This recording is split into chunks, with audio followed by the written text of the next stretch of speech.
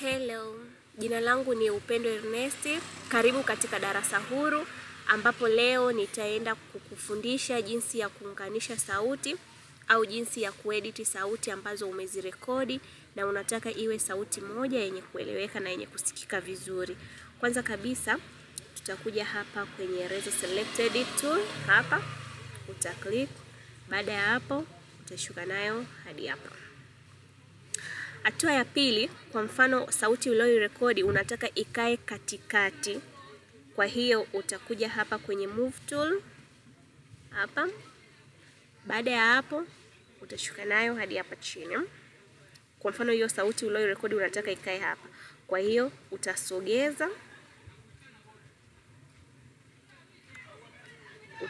hivi.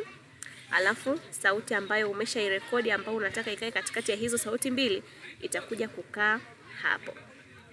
Kitu cha muhimu na cha kuzingatia katika kuunganisha au kuedit sauti ni kuhakikisha kwamba sauti zako haziingiliani au sauti zako hazibebani, ili kuepuka kumchanganya msikilizaji ambaye anasikiliza.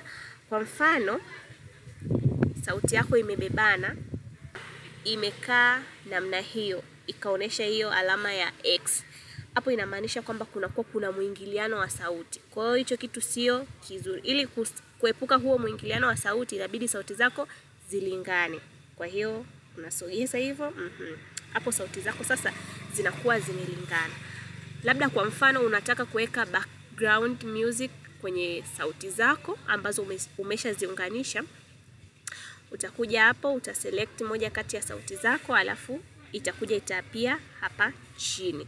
Kitu cha muhimu pia cha kuzingatia hapo ni kuhakikisha kwamba sauti haiwi kubwa sana au haiwi ndogo sana, ili kuepuka muingiliano wa ile sauti ambayo tayari umeshairekodi, ili ile sauti yako isikike vizuri. Kwa hiyo background inabidi iwe ndogo.